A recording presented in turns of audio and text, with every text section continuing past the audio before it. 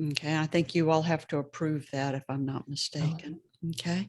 Okay, so what we are going to cover today will be painting with light and a little bit of how we do that. And then I will also cover fireworks today and a little bit of the moon again, because tonight is your night to photograph the moon. So I'll cover that in a little bit more detail for us. Okay, so your work, the work that you submitted to me, Stephanie, here's yours. Great picture. So tell me about yours, Stephanie. I took that a couple of weeks ago. I was up in Swan Valley, Idaho, about 45 minutes from Jackson Hole. Now, I've never photographed a sunset. Tina was with me, and she was kind of telling me what to put my settings on, but we really put them all over the place. So I have no idea what my settings were on this picture. When I took the picture, the foreground was black. We still had some light in the sky, but the foreground was pretty black. So in post-processing, we were able to lighten that up. But like I said, I really don't know anything about doing sunsets. But you do after last class. I do. Well, I think I need to watch it a few more times before I absorb it. Because you do after last class. Now, what lens did you use? I'm wanting to say, you know, I don't remember. I'd have to look. I'm wanting to say it was like the 24 to 105. Okay, maybe? okay, the 24 to 105. Do you have a UV filter on the front? A clear filter on the front of the lens? No, I might. Okay, so you want to take that off. That's garbage. And Okay. that's the reason why you have this smudge right here and this smudge right here. So those protecting filters that the camera stores will sell us, back in the 50s, 60s, 70s, and 80s, glass on the front of a lens was very soft and it did scratch. If you remember the first eyeglasses you had when you were a kid, they scratched, but glasses don't scratch anymore. And that's because we put fluoride in glass now, and that prevents the scratch. And so that UV filter that is, here comes Tina. I let her in. So that UV filter that's on the front of the lens, even though the camera stores tell you that it's good, it is not good at all, and we don't need it for any reason. So you are not going to scratch the front of your lens. What you want to keep on the front of your lens is your lens hood. Hey, Tina, how are you? She's coming in. So you want to keep your lens hood on your lens all the time. And then that way, when your camera falls or you drop your camera, the camera will go for face first, lens first, and it'll hit on the lens, on that lens hood, that hard lens hood. So that hard lens hood is going to be your protector. So you don't need that UV protector on there. Okay, now, Tina, your friend Stephanie told us that you weren't coming. And so we started without you. And so she threw you under the bus. Okay. I'm sorry. No, I well, I will probably only be here for a minute because I have a 6-month-old that's okay. My grandson that I'm keeping. So I'll be here for as long as he'll let me. That's okay. I understand. So it's good. So Stephanie, you did a really good job on this one. You've got a good lens flare on that one. And then now after last lesson, you learned that if you use F22, then you definitely get that really nice starburst on there. But these smudges right here are either the UV filter on the front of the lens, or they are just little smudges that are on the front of your lens anyway. So so we really have to watch those when we're doing sunsets or sunrises, when the sun's looking right into the lens, because we'll notice those. Otherwise, a good job. So you did a good job on that one. So thank you. thanks. And then Tina, here's yours. So you sent me 3 pictures. Tina, you want to tell us about this one? You're muted. This was several years ago, so I didn't know what I was doing. I just took it. But it's just a cowboy with his horse walking Uh-huh. in the sunset. Yeah, it's a good job. Good job. And the way you positioned the sun so that, and this is a good example of, we know that sun coming into the front of the camera. And so we know that anytime that the horse or the sun or the man blocks the sun, we're going to get a starburst. So this is where we go F22 and then watch for when he does block the sun a little bit. And then that gives us our starburst. So good shot. I like it a lot. Mhm. And then Tina, here's another one. You still with us? Yes, yes. I keep going in and out because he starts crying. That's okay. But this was Marco Island. That's sunset. I don't remember what my settings were on this. I'll have to go back and look. Okay. But it's good. It's where you place the boat is good, where it's close to the sun. And luckily too, that's a boat with a little bit of color on it. So it's good job on that one. And then here's your other one doing twilight. And I like this one a lot. I like how you did this one. This one was at Christmas. Uh-huh. So you did a good job on this one. Oh, thank you. Good. Okay, so what we're going to do tonight, any questions on any of the pictures? Okay, so what we're going to do today is cover the light painting. We're going to go into fireworks, and then I'm going to get you ready for the moon photography tonight, because Tina and Stephanie, you tell me you're already ready to go, right? We are, Right. Good. but Carol- we're in our planning phase. Okay. The plan's good anyway, right? Yeah. Carol, you know where you're going to go? Well, the moon is usually comes up right behind my house, over the bay. Yeah. So I think I'm just going to go step out to our gazebo that goes out over the Okay. water. Super. Okay. Okay. That's good, because, if we do have a clear view of the moon, then we know where it's going to be. So I wanted to reemphasize, I look forward to your pictures for, next week. I wanted to reemphasize how, as you change latitude around the earth, the different types of twilight change. So civil twilight, for instance, this is just one day that I chose somewhere, San Jose, Costa Rica, 21 minutes, but then the same day here in Houston, civil twilight is 24 minutes, but you go to Idaho, 30 minutes, and you go to Anchorage, Alaska, 49 minutes. And the nautical twilight, 24, 28, 37. And look, by the time you get to Alaska that same day, 67 minutes. And then astronomical twilight in Anchorage, Alaska continues for the entire night. So as you change latitudes, because it seems like all of you all travel. So as you change latitudes, just understand that 35 minutes, 35 minutes, and 35 minutes for each one of the twilights is for here in Houston. And, that's just kind of a ballpark. It'll change, slightly, but that's just here in Houston. So the rest of the earth, as you change latitudes, either going north or south, remember that your civil will last a certain amount of time, nautical's a certain amount of time, and astronomical's a certain amount of time. So just to reiterate, you all have a what looks like a full moon coming up tonight. And so that moon, you're going to try to get yourself as clear of a view as you possibly can. And also just understand that we have a bit of a haze. In this case, in the hill country, I had a ridge that I had to deal with. So we're waiting for that moon to get a little further up in the sky, either over our haze here in the Houston area, or else over any elevation we might have someplace else we might need to go.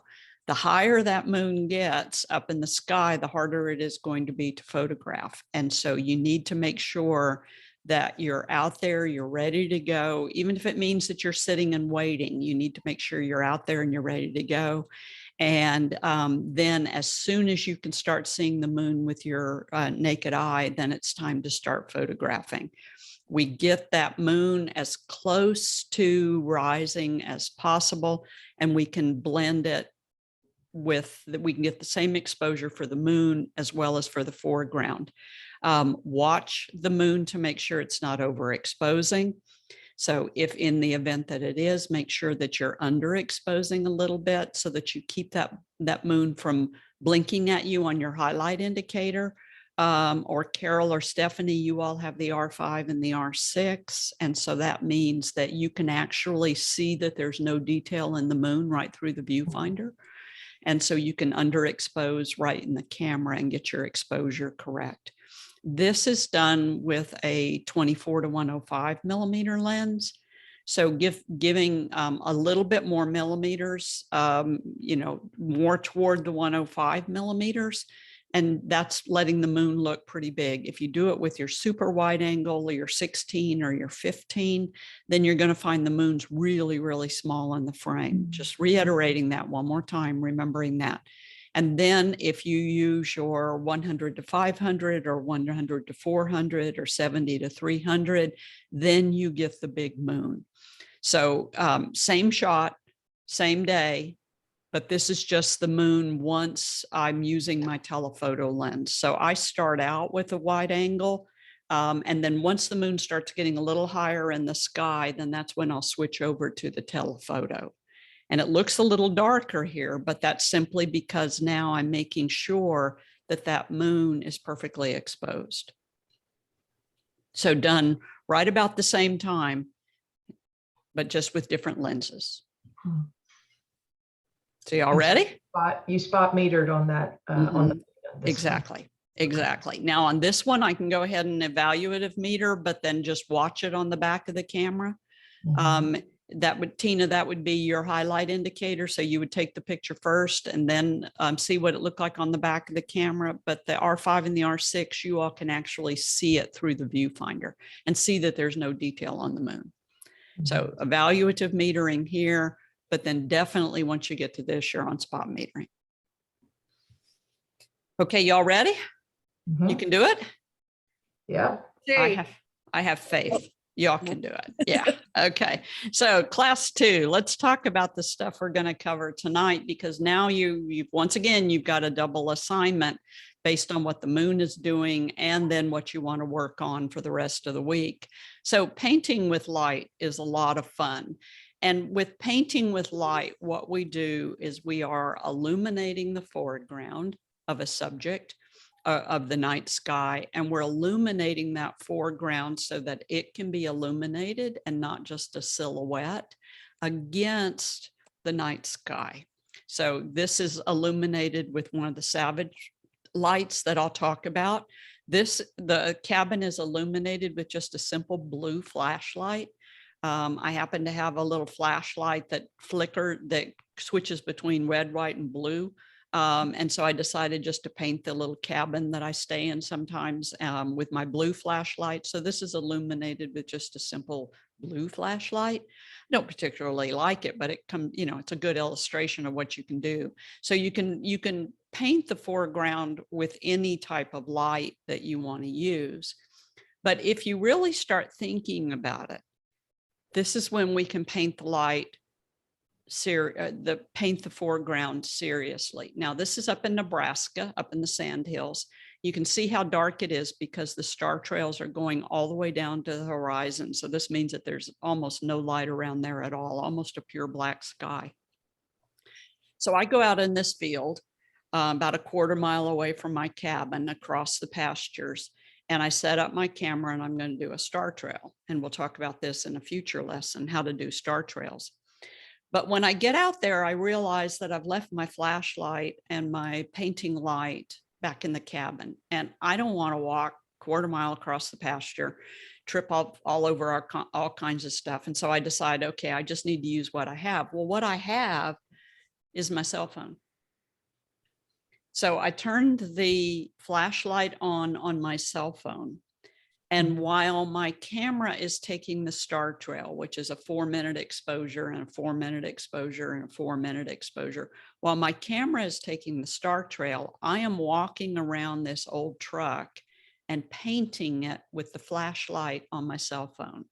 So I'm painting the back wheel, I'm painting that black chassis, I'm painting the door, I'm painting the fender, and then I paint really, really good on the headlights so that they're a little bit brighter. I put the cell phone underneath the hood for a little while and just let it sit there.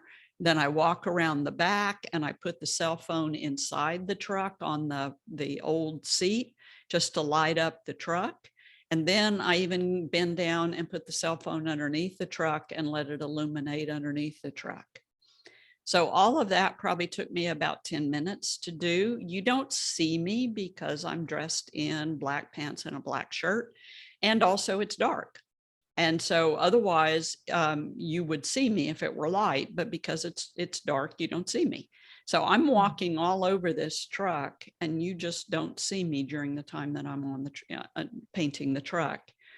And then I used my layering technique, which I'll show you in just a moment. And when I layered all of the pictures for the star trail, this ends up being about a 4-hour exposure, 4-hour star trail out in the sandhills. Then when I layered it all together, it also layered all the different pictures of the foreground truck. And when I put them all together, it looks like the truck is illuminated in one piece, but the truck wasn't. It was illuminated in a variety of different pieces. So this is where when we put together our layer blend, we can put together all the little pieces and fill in all the gaps. Make sense? Yeah. Okay. So one of my favorite light painting lights is a Savage Luminous Pro LED video light. So this is a light that we would use when we're doing video. And the neat thing about this light is that it has a temperature dial on the back, so we can go from amber to pure white. It has a intensity setting on the back, so we can go from dim to full power. So we have a lot of variables that we can play with. It is about so big, and it is USB chargeable, or it has a battery pack. So you can charge the battery, last about a couple of hours if you ever needed it for video or for light painting. We don't usually use that much light, but this is my favorite because what it allows us to do is it allows me to change the temperature of the light so that if my situation needs a more white light, I can use that. But if it needs a more amber light, I can use that. So there's also this other one. And this light, by the way, the last time I checked was about $150. And then this little light, this is a LumiCube, and it's a video light. Same thing. You can put it on your camera and use it for when you're taking videos. But a lot of people use this now for Zoom calls and things like that. It's about as big as a credit card. So it's about so big. I like it because I can carry it in my pocket. It's USB chargeable. And the same thing, I can change the temperature from amber to pure white. I can change the intensity to really, really pale to full power. So it's disappeared from my desk. Otherwise I would show it to you. So it is a super powerful light, but only very small. So this means it can just kind of stay in my camera bag at any given time, and I always have it. USB chargeable once again, so that means I can always charge it up. And it also has this diffusion around it. And so in the event that I want the light to be a bit softer and not cast so many shadows, then I can use this diffusion.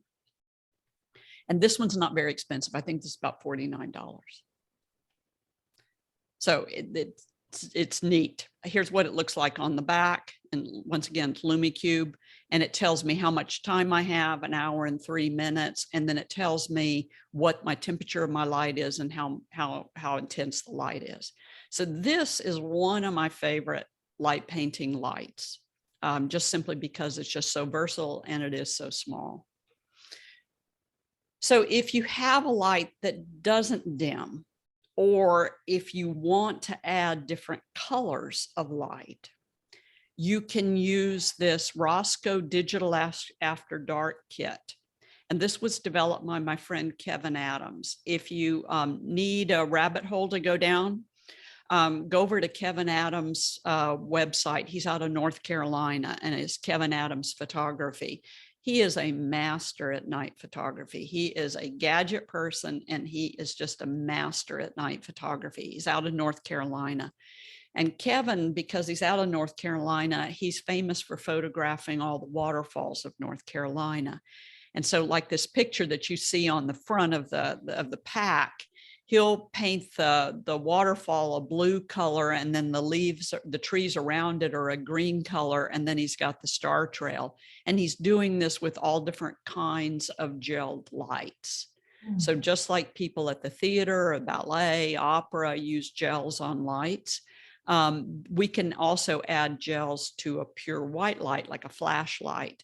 And then we can get the exact color we want of light blue or light green or orange or whatever it is. These gels are huge. I mean, they're big. I bought this many years ago and I have used a couple of the yellow ones and the amber ones. And I have only used pieces of them to go over my flash or go over my flashlight. And otherwise I haven't used any of the other ones. So even though, you know, it's a full pack and it looks like you're going to have a whole lot of stuff, unless you're going to go out and do a lot of really crazy light painting, you're not going to use most of it. But at the other hand, I have it if I want it. So if I want to go, you know, light paint my house and turn my house turquoise at night, then I got the gels to do it. So it's there just in case you need it. Questions? No? Okay. And then once again, that programmable cable release that I've talked about before, you can either buy the Canon for $250 or you can buy the Velo for $50. I recommend the Velo. And then there's a little YouTube video that I've posted on my YouTube channel to tell you how to set it up for star trails.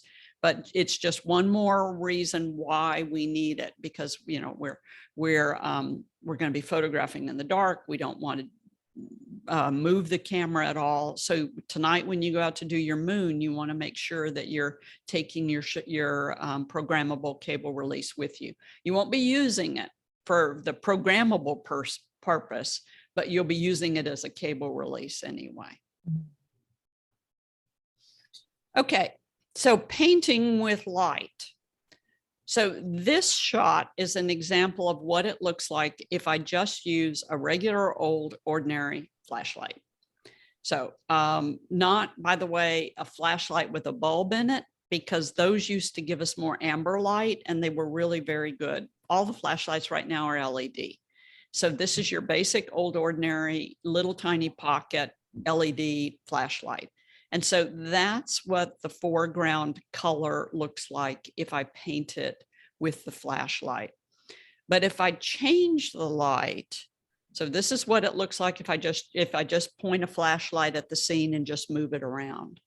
But if I change the light and I use the Savage or the LumiCube set to amber, then this is what the foreground looks like. Exact same night, exact same scene. I just moved over to the side just a little bit. So this is what it looks like with a flashlight. And this is what it looks like with an amber light. So you see what a difference it is. Mm-hmm. There is also something that I'm doing different that a lot of people who go out and paint with light do. I do something different. So this is, I am holding the flashlight and I'm just moving it back and forth over the scene. This one, I'm using the LED light off to the side and I'm not moving it. By not moving it, I get natural shadows, and our eyes are used to seeing natural shadows. So I get a natural shadow up on the fin of the windmill. I get a natural shadow over here on the road. I get natural shadows in the brush. If you move your light all over the place, then you're going to fill in all of those shadows and you get a uniform light. And I think it looks ridiculous to have a uniform light. So I use my light either from the side or the front or the other side, but I try to only leave that light in one place. I might move it up and down if I need to get a tall object, but I will try to just leave it in one spot. I'm going to go back to the first photograph and I want to show you something else. Do you notice the color in the sky on the first photograph? And you notice the color in the sky on the second photograph. Because of the white balance, the auto white balance in your camera, when we use the amber light, it makes our night sky a lot richer. If we use the white sky, it tones down the night sky. So by using that amber light with the auto white balance set, it gives us a richer color in the night sky. And then here's an example, an old tree at the workshop place where I teach my workshops in the Texas Hill Country. I've been watching this tree deteriorate for years. It used to be a beautiful live oak tree, and now it's just a skeleton. But the first photograph over on the left, the light is going straight at the tree. So it's just straight at it. And by the way, this is a turn the light on, turn the light off. This isn't leaving the light on for a long time. This is just turn it on and turn it off. It doesn't need a lot of light to light stuff up. The photo over on the right, on the other hand, I have taken the light and moved it off to the side.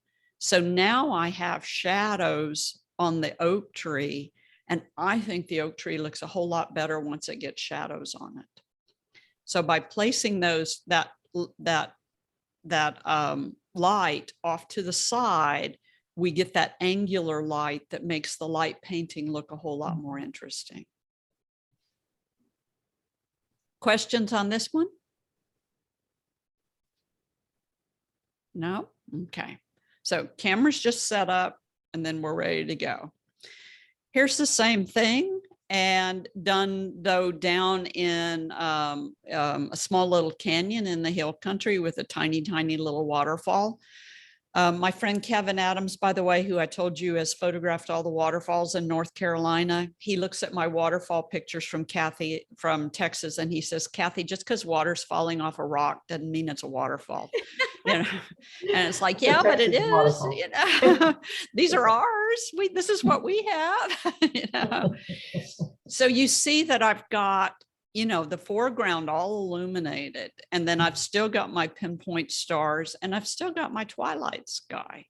And that's because that amber light and the night sky in their auto white balance, it gives us that beautiful blue color of the night sky.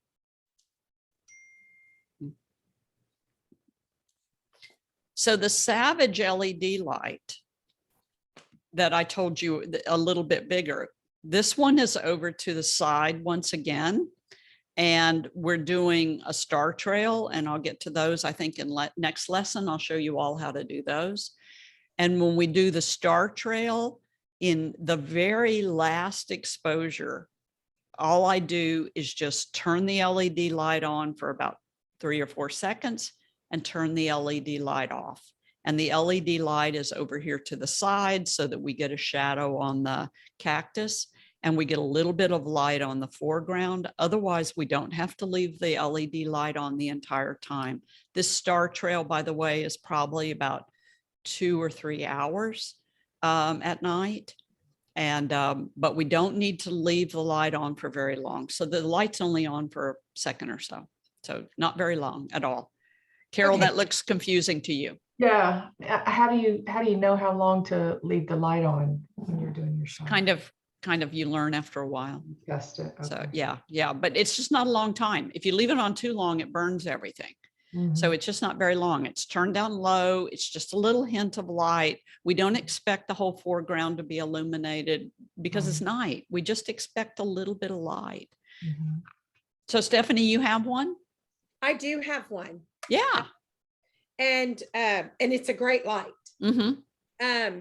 Okay, so if you're using this light and like for star trails, you said don't leave it on. You put it on the amber and you just adjust how powerful you want it to be. Uh-huh. Okay. And then I turn it down to lower power and amber, full amber. And then while you had popped out, Stephanie asked, how long do you know how, Carol asked how long. You Right. just kind of learn after a while, but it's just 1 or 2 seconds because it's dark. Okay, so- so you're talking seconds, not a Seconds. minute, seconds. And so I saw where you did the light painting, because we've done some light painting. Uh-huh. We just did some in the hill country with the blue bonnets and Uh-huh. the Milky Way. And he had us using our cell phones. Uh-huh. And I also have a little light that's a cube. Uh-huh. You know what I'm talking about? Yeah. And that cube, that little set I carry with me all the time because Yeah. it's got a diffuser, it's got gels, it's kind of got everything. Mhm. And, That's good. yeah, and Yeah. and it's got different powers. So I thought that might be good, but this sounds like it might be even better. Well, this is even better, but also the small little Lume Cube. So you're using something very similar to that. You're using that little cubey thing. I forget what its official name is. Do you remember what its official name is? It's sitting right here. Hang on. I'll Okay. put- But it's not as powerful as the big one. So the big one has a lot more power to it. The Savage has a lot more power to it. This is the one I just bought. I haven't tried it yet. Hey, yay. See, Oh. you got it. Yeah. Yeah. And I'll tell you, this little cube is very inexpensive, Uh-huh. and easy to carry. It's So what's it called? Lytra Torch 2.0. Okay. Got it. And I got it off Amazon. Somebody in our camera club brought it. And it's a great little, and it all comes in here, just this little box. It has gels, it has the little diffuser. And so it's Yeah. easy to just keep in your camera bag. Well, that's what you want. And then Carol, show the one you just bought. So you bought the Lume Cube Panel Pro.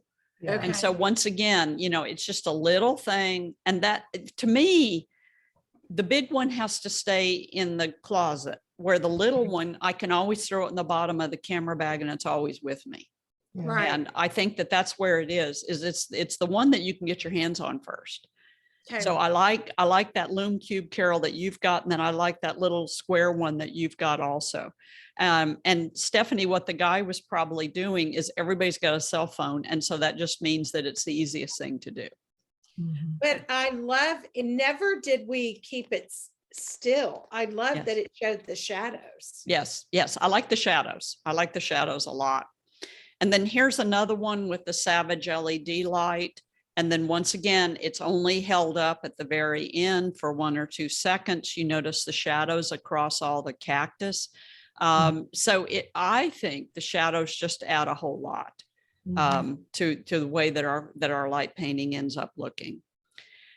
And then here's another one. This is one that we did in Ireland. This is Burrishoal Abbey in Ireland. And if you all have ever traveled to Ireland, Scotland, or England, you know how it is that there's just these ruins out in the field and you can just walk out there. And, here we'd put a fence around them and charge admission, but it's just Yes. wonderful because you can just go out there. Now, this is totally different. These are tea lights that are lighting this up. Mm. So I bought a box of those little tea lights, little tiny tea lights from Hobby Lobby. And I think I got 24 of them, and you turn them on the bottom with a little, on off switch. Uh-huh. Every single window throughout the Abbey has those little tea lights in it. So I just went in ahead of time, put all the little tea lights in all the windows, and that's all what the archways are all lit up with, is with the tea lights. That's cool. Then I got everybody set up, and this is a 4-minute exposure. F22, that means we've got a shutdown aperture. Mhm. ISO 100, so a really low ISO. And then in that 4 minutes, I am walking around on the outside of the Abbey and painting it with my Savage light. Now, this is where that Savage light comes in, the bigger light comes in. because I need to get light up to the top of the Abbey. So by walking around and just illuminating everything. So once again, I'm walking around for 4 minutes all the way around, and people are keeping time for me, so I know what my pace needs to be. I'm able to illuminate the entire exterior of the Abbey. And then the tea lights are lighting up all of the lights, all of the windows of the Abbey. Now, this is a 4-minute exposure. You notice what the clouds are doing. So the clouds are all moving. And why it's a 4-minute exposure is if you look carefully, you can just barely see a couple of them. There are tiny stars back in there, but they're streaking. So we're not doing a star trail. We're not doing pinpoint stars, which I'll talk about. But what I'm doing is, because the sky is covered in clouds anyway, and there's a little bit of a hint of the sunset back here, is I don't care whether these stars streak or not, because we're not going to see the stars anyway because of the light. If I'm trying to get the stars to be pinpoint, like a Milky Way or something like that, then I definitely want to have a timed exposure. But in this case, it's a 4-minute exposure, f/22, ISO 100. We did a test earlier just to make sure that a 4-minute exposure wouldn't overexpose everything, and it turned out it didn't.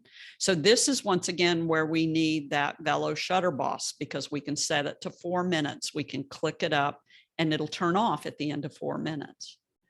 So that's where that Velo Shutter Boss comes in real handy. And this was just, how did I know 4 minutes? I don't know. I just kind of pulled it out of the top of my head. I looked at it and I said, you know what? This is probably going to work in 4 minutes. We took a test shot at 4 minutes, turned out the exposure was good. And so then we made sure everybody was in focus and we did the right thing at 4 minutes. So sometimes it's just trial and error. Stephanie, you said something? I said, that's beautiful. Yeah. I like it a lot. I like it a lot. To do something like that, they let you put the tea lights in the window. Oh, yeah. Coordinate Nobody- that all ahead of I was time. out there. Yeah. Nobody's there. Yeah. It's down a gravel road. Nobody's there.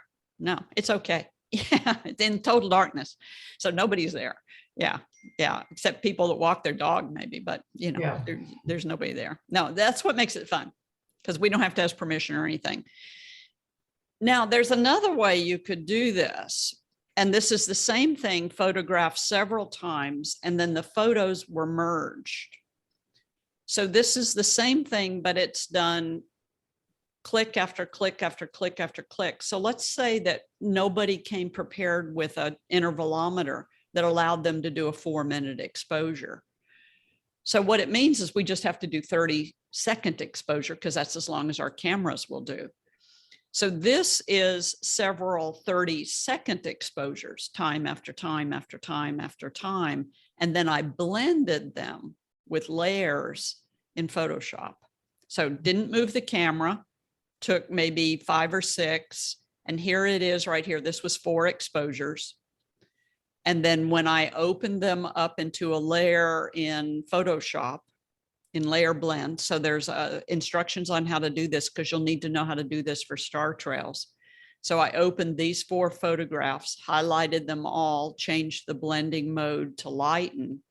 And when I changed the blending mode to lighten, now I get this area down here. I get all of this other stuff. And then my clouds also streak out on me. So we've got different ways we can do these things depending on what we want the stars to look like. Once again, sky here is covered in clouds. And so I'm not worried so much about my stars. If I had a clear night and I was worried about my stars, or I'm trying to do the Milky Way, then it's a different type of photograph. Questions on that one before I leave it? No? Okay. So there's another type of light that you can use, and this one is called a pixel stick. And I absolutely love this, but the truth is you don't use it very often. So a pixel stick cost about $350, and it looks like a lightsaber. So it looks like, you know, a Star Wars lightsaber, except it's got a handle on it.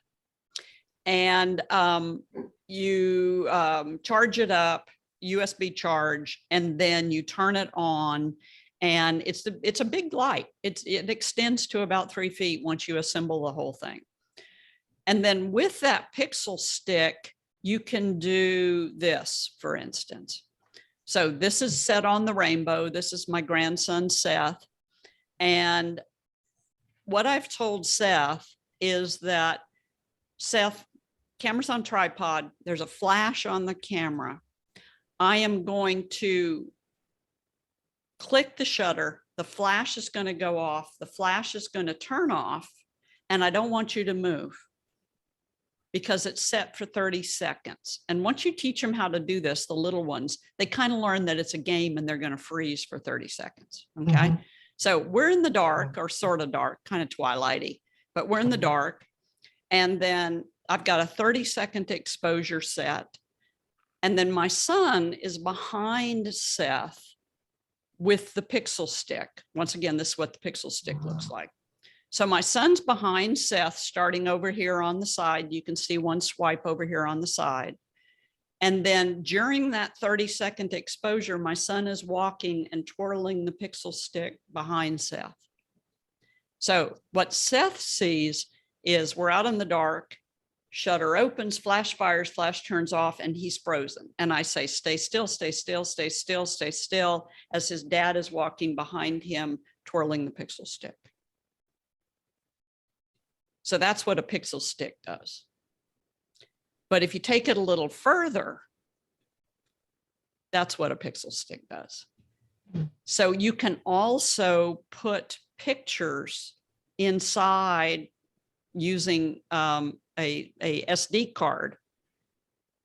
You can download pictures, or you can download their pictures. And then you can put them inside the pixel stick too. So my group at Featherfest is standing out in the marsh. I have my rubber boots on and I am out in the water. And as they are photographing, they're doing a 30-second exposure. I am not twirling the pixel stick, but I am walking with the pixel stick. Now, all they see is Kathy with rubber boots on, walking through the water with this giant gadget. That's all they see. But when they look on the back of their camera, they see the jaguars. So it's not until they look on the back of the camera that they see the jaguars. Cool, isn't it?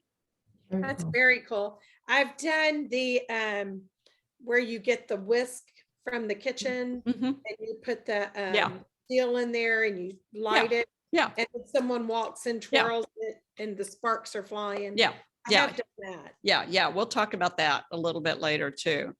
And then here's another image that you can get with the pixel stick. Oh, wow. And then here's another image you can get with the pixel stick. So it to anybody else, it just looks like I'm walking through the marsh with this lighted rod. But the neat thing is that we can put different things. What I like too is that in the water, we get the reflection. So I think it's a really cool gadget. It has its purposes, it has its uses, but I think it's a really cool gadget. Yeah. So you can use any type of light to light your foreground up. This is a street light around the harbor in Eshwara in Morocco. And the fishermen are coming in and unloading their catch at night. And the gulls are swooping through the air to get the fish as the fishermen are unloading it. Mhm. And so all it is a street light. So you can paint with light, with any sort of light. But I love the gulls at night because they appear to be swimming or flying fish to me. Mhm. Yeah. So, you know, so we can do painting at night with light, with any type of light. So we can use a stationary light that's already there. We can use a Coleman lantern. So in the Marrakesh market in Morocco, we were walking through, it's all crazy and crowded. There were these men gathered around a Coleman lantern. And I saw it. We had tripods that night. And so I told my friend who could speak French, because French is one of the languages of Morocco, go put your back right in front of that Coleman lantern and just stay there until the men chase you away. Because, you know, I mean, it's a group of men talking around a lantern. What are they going to do when this foreign tourist shows up all of a sudden, you know, and squats down? And Yeah. so, you know, I just told everybody, you only have a moment while she blocks the light. And we got the shot before she got chased away. Then it was like, what are you doing here? You know, universal language of get away. So, you know, any light can be used at night. It doesn't have to be something that's ultra special. This is a black light like we used to use when we were teenagers, but it's a flashlight. It's called scorpion light. And out in the desert, we use them to make sure that there's no scorpions in the bed before you get into bed at night. We used to use them when we were kids to make sure there were no scorpions in the shoes. I just knew that you know, always check your shoes for scorpions. But, you know, if you point the black light at the scorpion, it fluoresces. So you need a scorpion wrangler to keep the scorpion where it needs to be. And then, you know, tripod and hopefully not too much of a long exposure. This is a high ISO. So we can use lots of variety of different lights to light up the foreground. You can use the lights of a hotel to light up the foreground. You just don't want everything to be too bright, but you can use all different kinds of lights to light things up. The shutter speed you use depends on what else is going on in the photograph. So scorpion, I've got to make sure I've got a fast enough shutter speed to stop his movement. So it's not a long shutter speed here. Milky Way, it's not a long shutter speed, it's a short shutter speed. So your shutter speed depends on what you need for the rest of the photograph when you're doing your night exposures. Questions on that before I leave it? No? So vehicle taillights, have you all tried photographing cars at night? No? Okay. So vehicle taillights are pretty simple. So camera on tripod, 30-second exposure, balance the light meter. So this would mean, you know, depending on how much light you've got for a 30-second exposure, this might mean your f-stops at f4, or it might mean your f-stops at 22, depending on what you're trying to do. But what you want is enough time that you can blur the lights. So if I were trying to get as long of an exposure as I could, 30 seconds, I might, when the sky still has a little light in it, use something like an f22 with an ISO 100. But then as it gets darker, I'm going to have to raise the ISO to get a faster shutter speed. So you got to play with this stuff. It's master's class. You got to play with this stuff. So this one, for instance, is, I did it for my book, Photographing Big Bend National Park, and it is a blend once again. So it's several exposures all put together. And I'm on the side of the road. This is the tunnel out in Big Bend National Park. And my friend Patty is in the car, and she's not using headlights, but she is using in one shot taillights, in one shot blinkers, in one shot emergency flashers. And then when she's inside the tunnel to light the tunnel up, she's doing brake lights. So as she's going through the tunnel several times, she's pumping her brake lights. And we just learned trial after trial after trial after trial, shot after shot after shot, what it was going to take to illuminate the entire scene. And it ended up taking about 4 pictures, once again, blended in that layer blend that I showed you and that's on your handout to show you how to do that. And then blending them all together so that we get all the light inside the tunnel and all the light going into the tunnel. When we finished this shot, it took us about an hour and a half, middle of July, blazing hot sun, blazing hot heat in the middle, not in the middle of the night, but late at night. And when we packed everything up and loaded into the car, we went through the tunnel. And when we came through the tunnel, the Border Patrol came off the hillside and blocked our path with their truck. And Patty, my friend, freaked out. Oh my God, we're in trouble. I said, no, we're not. We're not in trouble. So I just, opened the door, put my hands up, and, I said, is everything okay? And the guy said, yeah, what were you all doing? And so I explained to him what we were doing. And he said, oh, we've been sitting up on that hill watching you for the last hour and a half, trying to figure out what you were doing. So why were these two women in a Looks blazing suspicious. hot summer night driving up and down the road and talking to each other? I mean, what were y'all doing? And so it was fun. So same thing with traffic. This is from one of the parking garages in downtown Houston. And by the way, I find my vantage points by going on Google Earth. And I look for things like parking garages, public parking garages, where they have a top where cars can go and where it looks like it might be safe.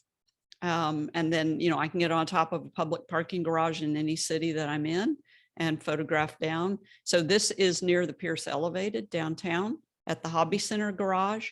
And then this is a short exposure. So you see how the car headlights are just little bitty blips. So you all can tell that they're cars, right? Right. But if I do a long exposure, a full 30-second exposure, then this is what it looks like. So it's much more streaks as opposed to just short ones. So sometimes I like shorts, sometimes I like longs. So it all just depends on what you're looking for, whether you're going for a long exposure or a short exposure in the car tail lights. And then once again, I'm doing exactly the same thing with those photos. I'm taking 4, 5, 6 photos, one right after the other. Don't move the camera. And then I blend them if I want to into a layer blend and use the lighten mode. The lighten mode looks for any light in the 3rd, 4th, and 5th photographs that weren't in the first photographs. So it's looking for any light that's not in one of the other photographs. And I think that that's really, really nice for night photography because it's not putting the lights on top of each other. It's just looking for any light in the subsequent photographs that's not in the first photograph. So that's what your lighten mode is. Instructions on your handout. So here's an example at the Marrakesh market. Once again, I'm up on one of the balconies, and you've seen that in last class, I told you about the balcony over at the pizza shop in Cusco. I'm constantly looking for balconies where I can get my people up above everything.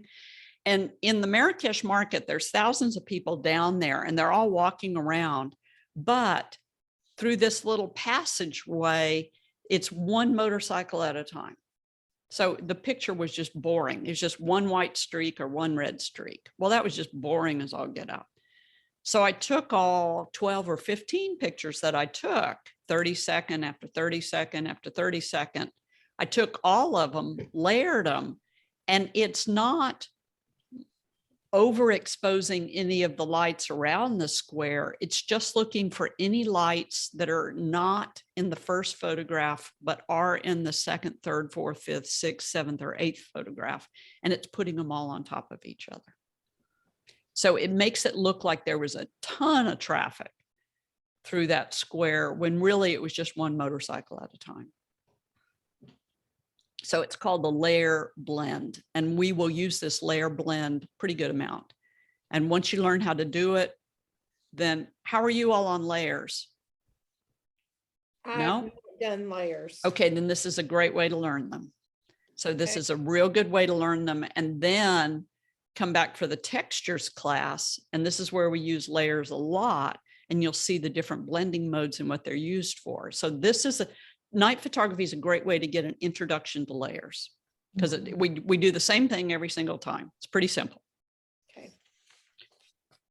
So this shot, for instance, once again, it's done. You can see the stars are streaking. So if the stars are streaked, then you know I'm on a long exposure. So this is about 7 or 8 4-minute exposure. So about a 28-minute exposure. And then I've got somebody once again driving the car, tail lights all the way down. We don't want headlights. Headlights are too bright. Tail lights all the way down. You can see how when she went around the corner, she turned on her brakes. So we got a little bit lighter light right there.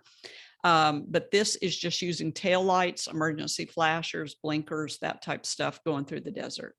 And then it's just one shot after the other, and then they're all blended together. So this is a real good way to learn them. So here's an example at the Marrakesh market. Once again, I'm up on one of the balconies, and you've seen that in last class, I told you about the balcony over at the pizza shop in Cusco. I'm constantly looking for things like parking garages, public parking garages, where they have a top that where cars can go and then it's one motorcycle at a time. So it's not overexposing any of the lights that are not in one of the other photographs. So it's just looking for any light that So using that layer blend, and that's what gives us the streaky stars. So we're going to begin talking about our star trails. So here's another example out in Big Bend National Park. Again, this is what we do when we're on the August Big Bend National Park trip. So the cars going down the road again, tail lights, headlights, and then you take all the pictures that were taken. So this is probably photos over 20 minutes. Car going down the road, car coming back up the road, car going down the road, car coming back up the road. This is about 20 minutes worth of photos. And then you layer them all together and start choosing the pictures that you want for your photograph, because that's the good thing about layers too, is I can turn pictures off that I don't want to use. So the headlights, for instance, were just too bright, so I didn't use those. I only used the ones that made my picture look like I wanted it to look. So this is how we can get long tail lights, is by layering them together. If you just want short tail lights, if you're just going to go out to your neighborhood street and photograph cars as they go by for this assignment, then all you need are just short streaks. You don't need long exposures on those. So you can do those with just 30-second exposures. Questions on tail lights before we leave those?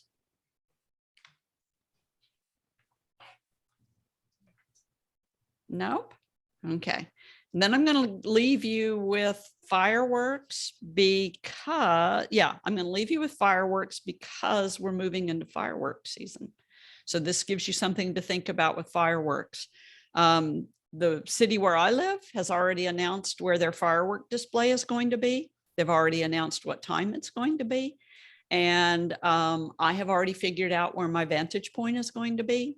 So I try to be at a different vantage point every year based on where they're setting off the fireworks. So you've got to, like doing the moon and doing your other star photography, you got to figure out where you're going to be ahead of time. So fireworks are pretty simple. Tripod, obviously, aperture priority, and then 5.6 or 8 for your f-stops. So 5.6 or 8. ISO 100 or 200, tripod. And if you do f22, then your shutter is going to be open for a long time. And the danger is more bursts of fireworks can come up into your picture and start ruining it. So that's why I say an f-stop of about 5.6 or 8. Because then your shutter is only open for long enough to get 1 or 2 bursts and they're clean. Then if we want to, we can layer them on top of each other. But if we get those clean bursts versus a whole lot of overlaying bursts, then the picture ends up looking a little bit better. Also, if we go f8, because the shutter's open longer, we get more drape in the fireworks. So as the projectiles come down, we get more streaks. So the longer that the shutter is left open, the more dramatic streaks we're going to get. The shorter the shutter speed is, the less dramatic the streaks are going to be because it's not open for so long. Make sense? Mhm. Yeah. Okay. Also, we're going to turn off autofocus because the camera can't autofocus on those. Yeah. And we're going to focus on whatever solid, wherever the fireworks are coming from. So that's a good place, or one of the neighboring trees, or one of the nearby buildings. So you want to focus on something that's solid and turn off your autofocus. Okay, say that again. So you want to focus on a neighboring tree or a building? Correct. Correct. Because your camera is not going to focus. It's going to have a lot of trouble focusing on fireworks. It's going to get all thrown off.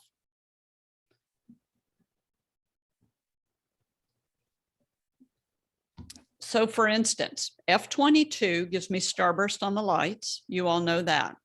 Right. Focus on the building. So I get a nice solid exposure. And then a lot of the fireworks displays now, the big ones, are announcing ahead of time that they will send up 3 or 4 test projectiles so that you can make sure you're in the correct location. So that's how the Woodlands put it in their press release. We will send up 3 or 4 projectiles, test projectiles, so that you can make sure your family is in the exact right location. Okay. So since I know what time those test projectiles are going up, they advertised it.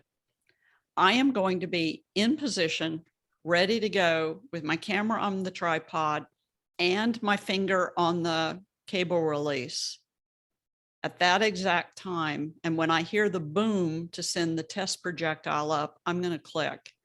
And that's how I'm going to get the fireworks in a twilight sky. Because around here, the fireworks displays all begin at 9:30, which I think is ridiculous because the children are totally tired by 9:30 and everybody's cranky, but nobody listens to me. And 9:30 is a totally black sky, which the fireworks don't look that great in a totally black sky. If they would listen to me and set the fireworks off at 8:30, children would be much, much happier and our photos would be a whole lot better. But nobody's listening to me on this one. So figure out where you need to be. So this is the test projectiles once again coming up in the twilight sky. So knowing where you need to be. And then when the fireworks display begins, so this is at Kemah, and this is the top of the parking garage again. So when the fireworks display begins, for us here in the Houston area, it's humid, it's hot. And the longer the fireworks display goes on, the more smoke there is.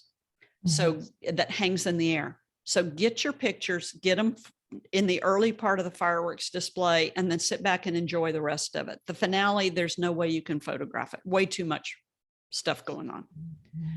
So this, with the Kemah Boardwalk, I focused on one of the towers, used my F-22 so that I can get the starburst on the lights surrounding it, aperture priority, and the sky's dark. So in the beginning, I want as long of the projectiles as I possibly can, as long as the drape as I possibly can. I am a sucker for these new blue fireworks. I love them because I just think they're so cool. And so I've got a long exposure going on for the big drape of the blue firework, but unfortunately another one comes up in the middle of it. And so the danger of getting these really, really long drapes of the fireworks is that you're going to get another projectile that comes in there and messes things up. So just kind of play around with it. And then remember that the longer the fireworks display goes on, the more smoke we're going to have in the air and the more cloudy things are going to look. Someplace up north where it's cold or colder and less humid, you're not going to have as much smoke in the air. But down here, you're going to have less smoke in the air, especially July. So figure out where your vantage point is, figure out what your foreground is going to be, because the firework photo just looks a whole lot better if we've got something in the foreground. So in this case, when they were shooting off the fireworks closer to the Anadarko Tower, I used one of the ramps, the earthen embankment close to the freeway overpass. They won't let you on the freeway overpass, but I could stand up on the earthen embankment to get the freeway in front of me. So just kind of figure out where you're going to be. Questions on fireworks before we leave that one? No? Okay.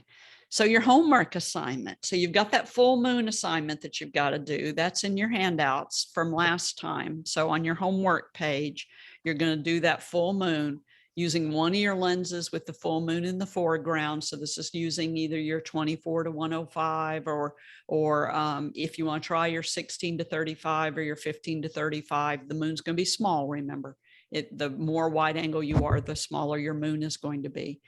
And you've got to determine that moonrise location and the compass direction. Sounds like you all already have your locations you're going to go and where you know where you're going to go. And then use a different lens, same period of time, try it again, and then use your longest lens. So you've got 3 pictures that you're going to take with 3 different lenses of that moon coming up. So take them all out there with you because we're going to work on it and use that longest lens when the moon gets higher in the sky. So, start out with your wide angle lenses when the moon is low, and then use that longest lens once the moon gets a little higher in the sky. Y'all good on that one? I have Okay. one question on the Yes. fireworks. What lens do you use? So on your fireworks, I like my 24 to 105. My 16 to 35, I've used it before. It's too wide. So I like my 24 to 105. That's my favorite lens on the fireworks, on any of the cameras that you all are using. So 24 to 70 or something like that. And then your homework assignment for class number 2 is you're going to photograph a scene where you paint the foreground with light. So you're going to use your cell phone if you want. And I want you all to go out and try this, as opposed to send me something that you've done in the past. But if you have to, send me something you've done in the past. Paint the scene with a light. Photograph a scene where you paint the foreground with a different light. So just use a different color or a different light. Both of you all have the changeable lights. So use one in white and use one in amber if you want to. And then photograph a scene with fireworks. Number 3, photograph a scene with car taillights or headlights. So figure out some place that you can be to get taillights going backwards or forwards. Taillights work better for me. Headlights, you might turn out that you like headlights. And then we'll save that photograph a scene with fireworks for the 4th of July weekend. But in the event that if there are going to be any fireworks, then give yourself a try. Kemah Boardwalk has fireworks all through the summer every Friday night. And I've already told you that the top of the parking garage is the place to be on that one, if you're going to try to do that one. And then there are different locations around the area that do set off fireworks on Friday or Saturday night during the summertime. So, just see if you can find some place that's got some fireworks, or else we can wait until 4th of July for that one. Questions? No?